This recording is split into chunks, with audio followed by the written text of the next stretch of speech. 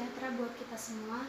Yang saya hormati Bapak Efrizal selaku dosen pengampu dalam mata kuliah Total Quality Management atau TQM. Saya Ayu Sri Anjarawati Sinaga dengan NPM 1715310197 ingin mempresentasikan hasil dari tugas saya yang bertemakan penetapan sasaran untuk mengadakan perubahan mutu. Baiklah, kita akan mulai presentasinya. Yang pertama ada manajemen mutu. Manajemen mutu merupakan sebuah sistem yang dimana dia bertujuan untuk meningkatkan kepuasan pelanggan dan memungkinkan adanya perbaikan yang berkelanjutan. Manajemen mutu juga merupakan kemampuan suatu organisasi untuk menjaga kualitas dari barang ataupun jasa yang dilayaninya. Manajemen mutu mensyaratkan bahwa semua pemangku kepentingan dalam bisnis bekerja sama untuk meningkatkan proses, produk, layanan, dan budaya perusahaan itu sendiri. Manajemen mutu itu difokuskan tidak hanya pada suatu produk ataupun kualitas layanan saja, tetapi juga pada cara dalam suatu pencapaian manajemen mutu. Oleh karena itu, menggunakan jaminan kualitas dan kontrol proses serta produk untuk mencapai tujuan yang lebih konsisten. Apa sih tujuan dari sistem manajemen mutu? Adapun tujuan dari manajemen mutu yaitu yang pertama, dia itu menetapkan sebuah visi untuk karyawannya. Yang kedua, menetapkan standar bagi para karyawan. Yang ketiga, membangun motivasi dalam perubahan. Yang keempat, menetapkan tujuan untuk karyawan. Yang kelima, membantu melawan resistensi terhadap perubahan dalam sebuah organisasi. Dan yang terakhir, membantu mengarahkan budaya perusahaan. Adapun 3 komponen utama dalam manajemen mutu. Yang pertama itu ada pengendalian mutu, yang kedua ada jaminan mutu, yang ketiga ada perbaikan mutu. Aspek-aspek manajemen mutu. Yang pertama itu jaminan kualitas. Dia itu merupakan cara untuk mencegah kesalahan ataupun cacat pada suatu produk. Yang kedua itu ada kontrol kualitas, yang dimana dia itu proses estimasi meninjau kualitas semua faktor yang terlibat dalam produksi. Ada pendekatan yang menekankan pada 3 aspek dalam aspek manajemen mutu ini. Yang pertama itu unsur-unsur seperti protokol manajemen pekerjaan. Yang kedua itu ada kompensasi seperti pengetahuan, keterampilan, dan kualifikasi. Yang terakhir itu ada elemen lunak seperti kepercayaan, motivasi, dan hubungan kualitas. Selanjutnya aspek dari manajemen mutu yang tadi yaitu ada kualitas mutu, di mana dia ini proses sistematis menerjemahkan kebijakan kualitas ke tujuan yang terukur. Terus yang terakhir ada peningkatan kualitas, yang dimana dia merupakan pendekatan sistematis untuk pengurangan atau penghapusan limbah, pengerjaan ulang, dan kerugian dalam proses produksi. Manajemen mutu juga meletakkan kerangka pemikiran dalam perbaikan mutu secara berkelanjutan yang terdiri dari hal-hal sebagai berikut ini. Yang pertama itu ada reaksi berantai, yang kedua ada transformasi organisasi, yang ketiga ada peran esensial pimpinan, yang keempat ada menghindari praktik-praktik manajemen yang merugikan, dan yang kelima penetapan system of profound knowledge.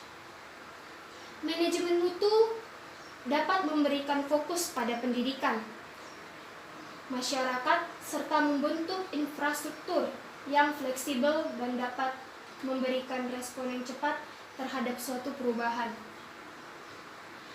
Sasaran yang dituju dari manajemen mutu adalah meningkatkan mutu pekerjaan, memperbaiki produktivitas dan efisiensi melalui perbaikan kinerja, dan peningkatan mutu kerja yang akan menghasilkan tujuan yang memuaskan atau memenuhi kebutuhan mereka.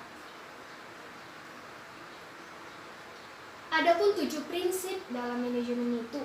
Yang pertama itu fokus pada pelanggan atau customer focus, yang dimana dia melakukan tindakan yang dapat dilakukan untuk meningkatkan fokus pada pelanggan.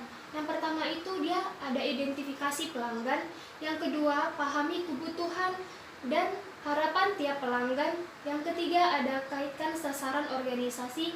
Yang keempat, komunikasikan kebutuhan dan harapan pelanggan.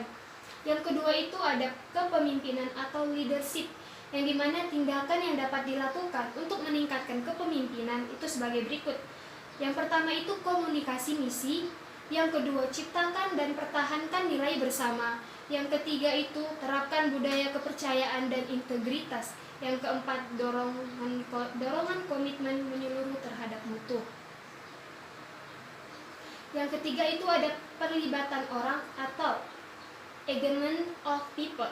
Tindakan yang dilakukan untuk meningkatkan perlibatan orang terdiri dari yang pertama, dorongan pemahaman tentang pentingnya kontribusi individu. Yang kedua itu ada promosi kolaborasi. Yang ketiga ada fasilitasi diskusi terbuka serta pembagian pengetahuan. Yang keempat itu ada berdayakan orang untuk menentukan hambatan kinerja dan untuk tidak takut berinisiatif. Yang keempat itu ada pendekatan proses atau proses approach, yaitu mereka tindakan yang dapat dilakukan untuk meningkatkan pendekatan proses. Adapun sebagai berikut: tentukan sasaran sistem serta proses yang digunakan. Yang kedua, terapkan kewenangan. Yang ketiga, pahami kapabilitas organisasi. Yang keempat, tentukan ketergantungan antar proses. Dan yang kelima itu ada perbaikan. Tindakan yang dapat dilakukan untuk meningkatkan suatu perbaikan dalam suatu produksi. Yang pertama itu ada dorongan penetapan sasaran perbaikan.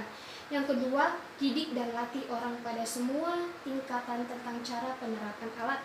Yang ketiga itu ada pastikan kompensasi SDM untuk menjalankan proyek perbaikan. Yang keenam itu ada pengambilan keputusan berbasis bukti. Untuk meningkatkan pengambilan keputusan berbasis bukti itu adapun halnya sebagai berikut. Kita harus menentukan, ukur, dan pantau indikator utama terhadap kinerja organisasi. Yang kedua itu ada sediakan data yang dipergunakan bagi setiap orang. Yang ketiga itu ada pastikan bahwa data dan informasi cukup tepat. Dan yang terakhir, manajemen hubungan. Untuk meningkatkan manajemen hubungan, adapun hal yang dilakukan sebagai berikut. Tentukan pemangku kepentingan yang relevan. Yang kedua itu tentukan dan memprioritaskan hubungan dengan pemangku kepentingan yang perlu dikelola. Yang terakhir itu ciptakan hubungan yang menyeimbangkan manfaat jangka pendek dan jangka panjang.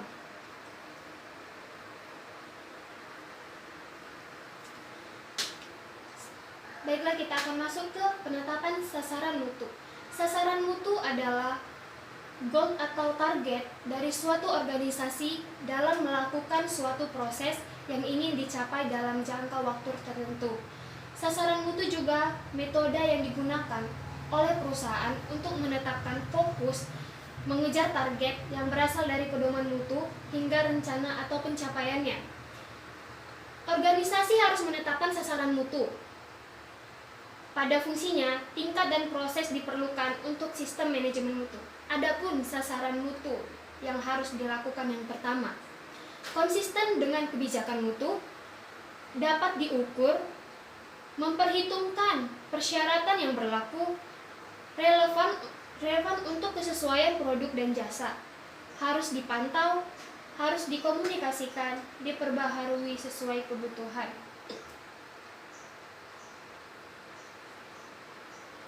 Adapun menetapkan sasaran mutu terhadap suatu perusahaan.